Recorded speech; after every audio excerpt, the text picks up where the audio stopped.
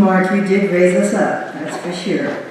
Good song for today's title, because as you know, well, first I'll begin by saying that my mind and my heart are in perfect alignment with the words that I will speak. And during this month, we've been honoring Hebrew heroes because this is the month of Rosh Hashanah and Yom Kippur, and so we thought it would be a good thing to just be doing Hebrew heroes. And we did Esther, and last week we did Abraham, whose wonderful vision. He was a childless senior. And as someone pointed out, maybe he wasn't as old as we think because people lived to be 200 or 300 years old then. And so 90 wasn't that old, right? It wasn't even middle age. At any rate, but he was a childless senior by our standards. And that's the problem with trying to translate the Bible in our day that was written thousands of years ago, because it's a totally different context. But at any rate, and he had a vision of becoming the father of a great nation.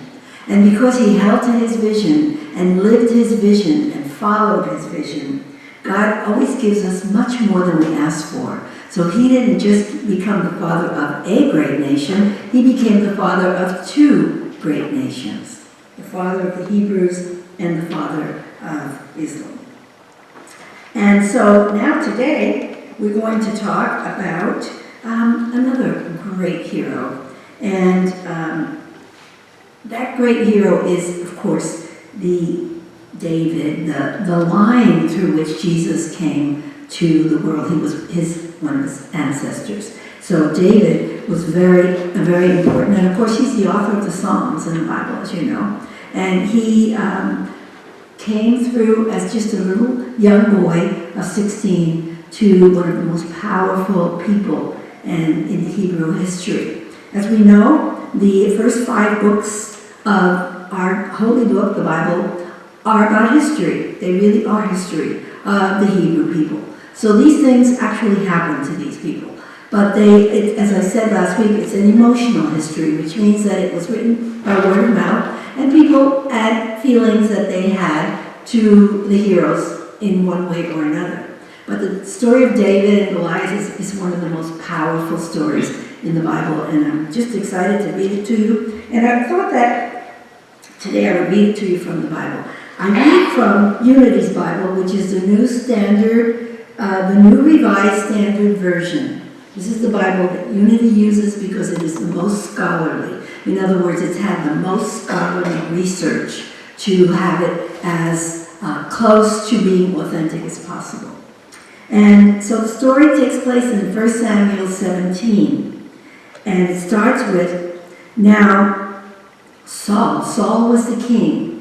Saul and the Israelites gathered and encamped in the valley of Elah and formed ranks against the Philistines. You've heard that word before. Those people were their enemies. They were always fighting the Philistines. And then it says that the Philistines stood on the mountain on one side, and Israel stood on the mountain on the other side, with a valley between them. So there's the setting. You can see a valley, and the Philistines on one side, and Israel on the other side. And then, and there came out from the camp of the Philistines a champion named Goliath of Gath, whose height was 6 cubits and a span. He had a helmet of bronze on his head, and he was armed with a coat of mail. The weight of the coat was 5,000 shekels of bronze. He had greaves of bronze on his legs, and a javelin of bronze slung between his shoulders. And he had the shaft of his spear was like a weaver's beam. So if you could just, I'll tell you later what those numbers mean in our language. But it was like a weaver's beam, and it weighed 600 shekels of iron. So it's wonder how these guys could walk, the way they would arm themselves for a battle. They'd have to have all this stuff, all this armor on them to try to protect themselves. And he stood, and he shouted to the ranks of Israel, "Why have you come out to draw up for battle anyway? Am I not a Philistine, and you are not servants of Saul? Choose a man for yourselves, and let him come down to me. And if he's able to fight with me and kill me, then then he will become, if he can kill me, then you will become the victors. If not, if I prevail and kill him, then you will be our servants and serve us.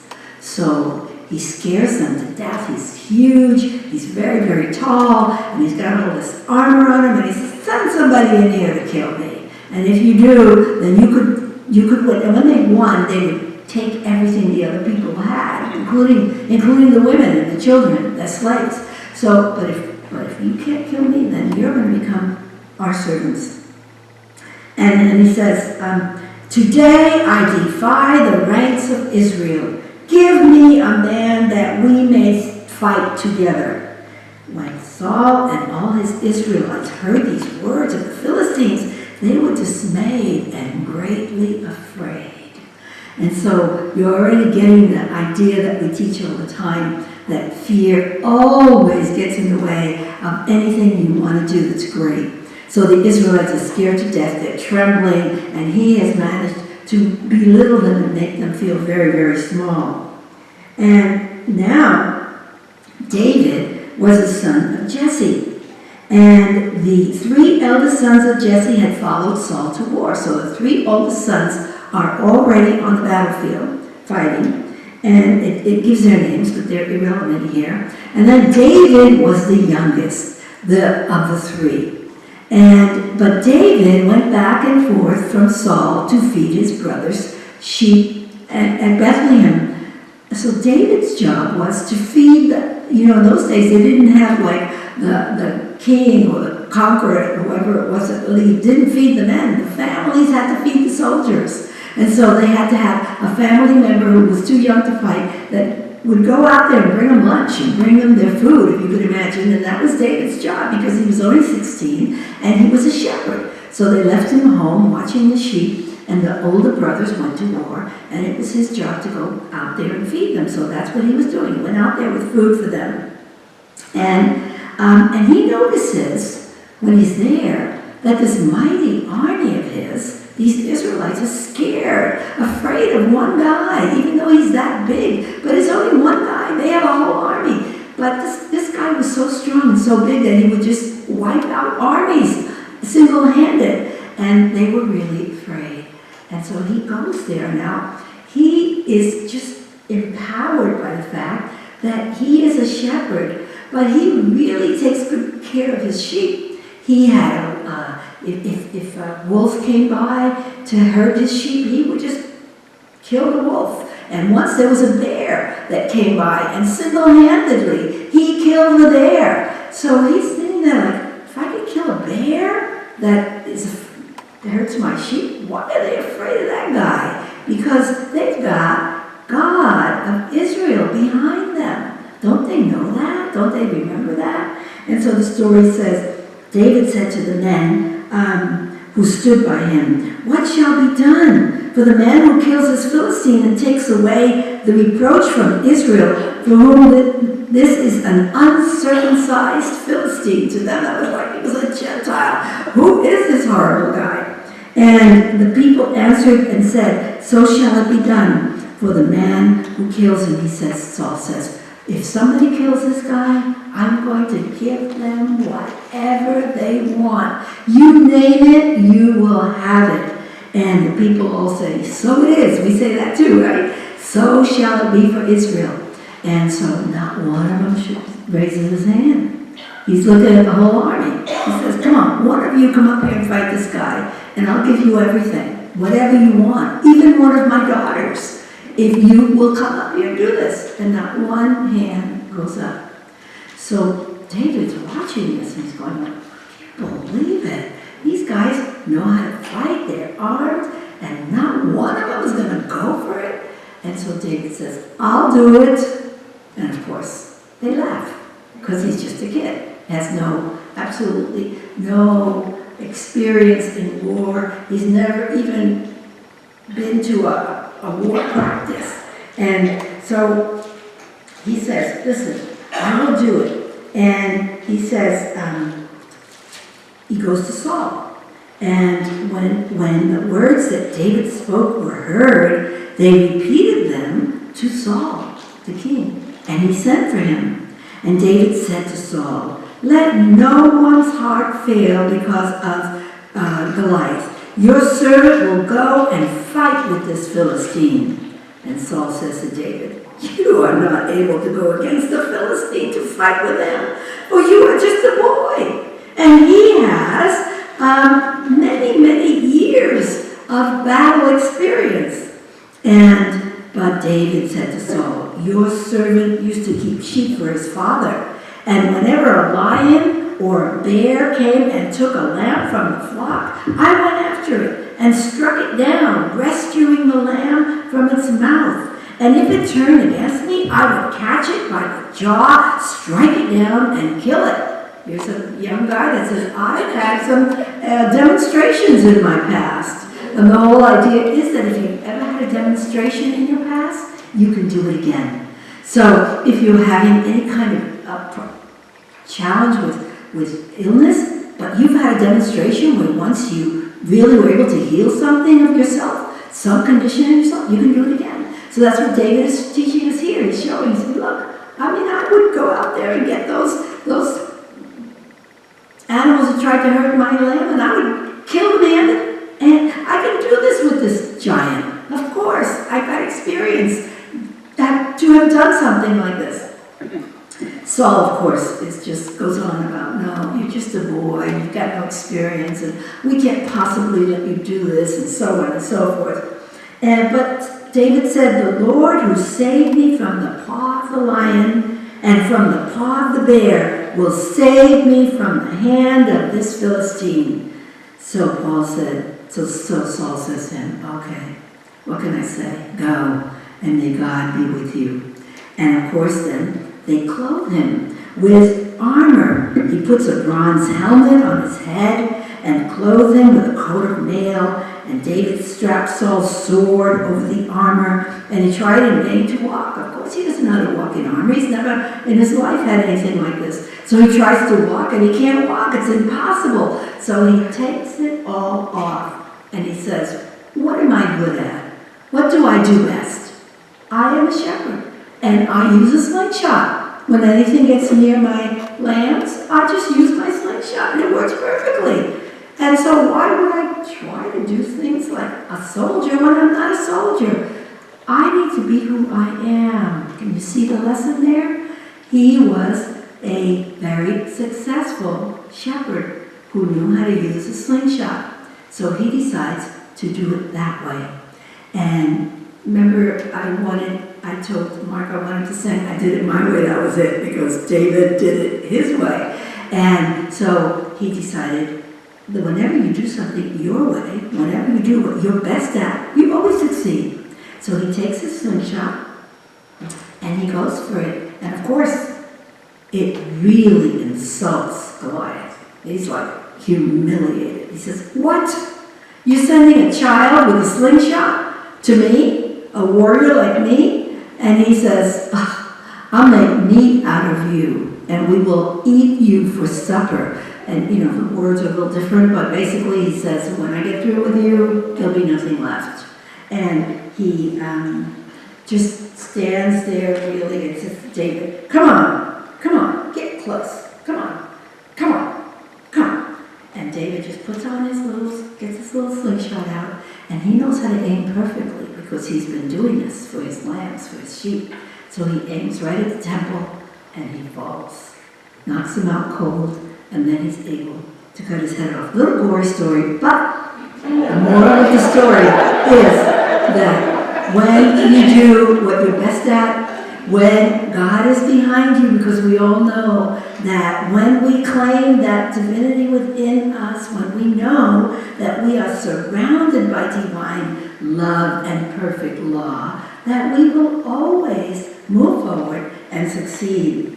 And so let's just talk a little bit about David, because it's really important to know that, he didn't know anything about war, but sometimes ignorance is bliss, because you don't really have all the old memories to stop you from doing something. You don't have the past to dwell on. And David had unwavering faith in God, and he understood that with God, he could do anything. And so here are the facts. David, of course, was the youngest of 3 brothers, just a boy of 16 who knew nothing about the ways of war. And what baffled him was that how an army that was led by Jehovah could be afraid of anything. He couldn't understand that. Now here are the facts about Goliath. Goliath was 9 feet tall. Have you ever seen anybody 9 feet tall? I think I saw it on Guinness Book of Records, the tallest man in the world. It was unbelievable, but he was really, really thin. So imagine somebody 9 feet tall, was really big. He was an experienced warrior, had never lost a battle. He wore a protective armor that weighed over 200 pounds. So just that armor that he's wearing on him weighs over 200 pounds. He had proven his strength in battle. He had been instrumental in wiping out entire armies, if you could imagine that. And he was committed to destroying the Israelites. So it was his goal to do that. Because these Israelites keep coming back. We put them down, they keep coming back. So he's going to be the one to wipe them out.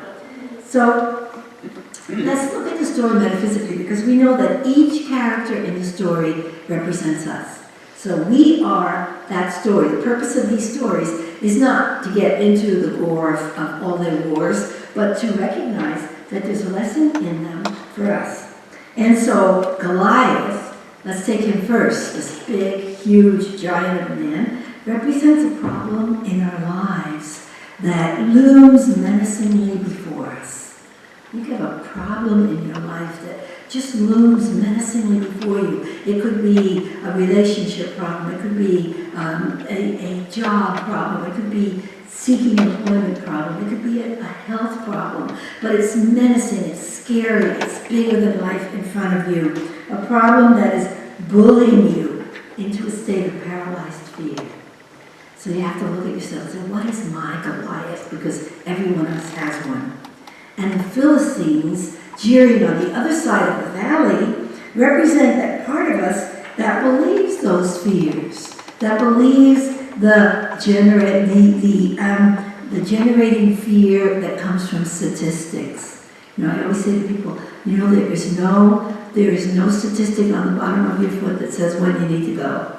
We believe in statistics. According to statistics, you know, you can't be cured of this particular disease. According to statistics, I don't stand a chance against this person in my employer who is really hard to get along. Nobody's ever been able to get along with him. Everyone has quit because of him.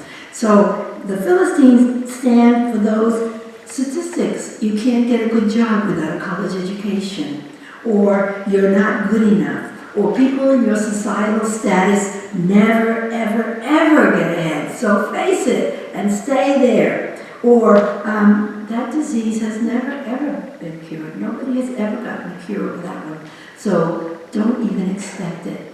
Those are the Philistines that are jeering and saying, you can't do it. Try it. You can't do it. And Saul, of course, who insisted that David put on all that armor, represents a part of us that wants to trust God, but just in case, I better arm myself. Just in case. I want to trust God. I want to trust that God healing presence in me with all my heart and soul. But just in case, I think I'm going to do this or that. Remember the story of Abraham where God says, and you are going to be the father of a great nation. Just in case, Sarah says, use my servant, because I'm a little old and I may not be able to bear you a child. So that's that part of us that just is always saying, well, because remember, he was the leader, the king of an army that was led by Jehovah. And so he trusted God, but not enough to believe that David could just do this with God's help. And of course, David represents that divine intuition that, centered in peace, is willing to move forward, knowing that with God in us, nothing can fail. That if we really pivot in to that presence within us, nothing would be impossible to us. That anything is possible to those who believe and who trust. Intuitively, he knew that he had had challenges before. After all, he had killed bears and he had killed anything that came near his sheep. He had done that single-handedly, and he felt like he did it with God's help. So why wouldn't God be there to help him with this? That's an intuitive part of us that knows that. Deep down inside, but every now and then we become Saul and we're not sure. We say, yeah, I know that, but can I really trust it? And David says to Goliath, you come to me with a sword and a spear and a javelin, but I come to you in the name of the Lord. So he is saying, you're coming to me with all those things out there, all those statistics, but I'm coming from that powerful place inside where I know that nothing is impossible. And so he does it. He kills the giant. He doesn't go up there and battle him one-to-one. He kills him the only way he knows how to do it. He knocks him out first, and then he cuts his head off. It doesn't matter how he did it. The point is that Israel was saved, and everything turned out okay. You know, in his book, The Sermon on the Mount, Emmett Fox says, the manifestation in the objective world will exactly equal your inward conviction. Your manifestation in the outward world will equal your inward conviction. So what you really, really believe inside is what will express out here. And David was a boy of faith who knew in his heart, without reasoning or debate, that God in him was stronger than anything outside of him, stronger than any challenge, and his manifestation matched his commitment. Charles Philmore, the co-founder of Unity, says, the man of faith does not judge according to the world's standard of facts. He reaches into the infinite resources without reasoning or debate and accepts a larger sphere. So the man of faith doesn't get hung up in statistics. The man of faith reaches within to the infinite resources that we have within us, and he goes for something bigger, for a larger sphere, for something bigger. And David did that. He reached within without reasoning or debate, and he accepted that larger sphere of being able to go in there with all these soldiers that are scared to death and say, please, I can do this. And he didn't allow Goliath's power or size or weight or experience to instill fear in him. Because we know as long as there's fear, there can be no healing. Because love and fear are mutually exclusive. So if you want to be healed, you have to have that healing love consciousness, because if there's fear, it kind of cross circuits, and it doesn't happen for us. David had no fear. He knew that perfect love casts out all fear. So the facts that didn't threaten him were that Goliath was 9 feet tall, was wearing a 200-pound armor, was savvy in war, a savvy warrior, was committed to destroying Israel. The statistics and the world standard of facts did not faze him, because he knew who he was, he knew what he had, and he was able to not allow himself to be thrown into the valley of despair, which is so easy to do. So when we focus on facts about drug addiction, statistics about poverty, statistics about life expectancy, well, I'm 80 years old, so I don't have much longer. Who said that? Because statistics say that the average age for a woman to live is 76 years. So what? So you're not part of statistics. Who cares about that? But we get ourselves hooked into that. How about the economy? Oh, the economy has taken a downturn, so everything's got to go downhill for me. Or crime. There's nothing but crime out there, so I'm afraid to walk out of my house. Or when we get into all of that, we are diving in to the valley of fear and resentment and comparison, and it blocks our good from knowing our faith. And so the answer is never found at that level. You know that. The answer is never found at the level of the problem. You have to rise above the problem. And then, like David, he wore no armor, he carried no javelin, he just trusted God and stepped out of the level of the problem and focused on the solution and became one of the greatest names in Israel through whom Jesus finally came. And of course, you know, he became a great king, one of the greatest kings of Israel, and the author of the Psalms. So, I just want to end by just remembering that God is stronger than any possibility. He is stronger than any circumstance. God in you can do anything. And these stories are there to show you that David was just a person. He wasn't some kind of a god or some kind of a guru. At the time, he was just a person. But he knew that God in him was stronger than anything out there.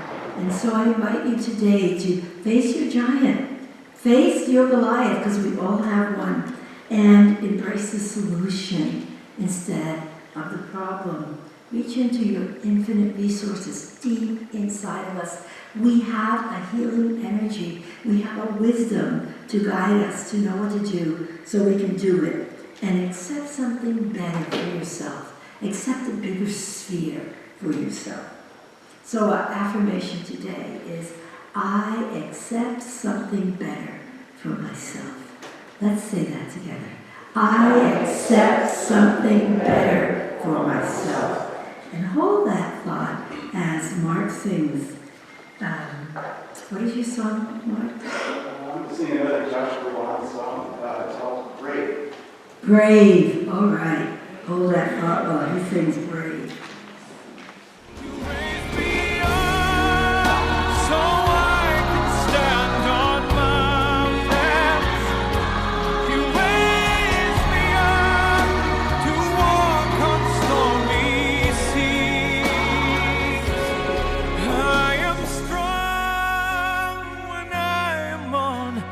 Shoulders,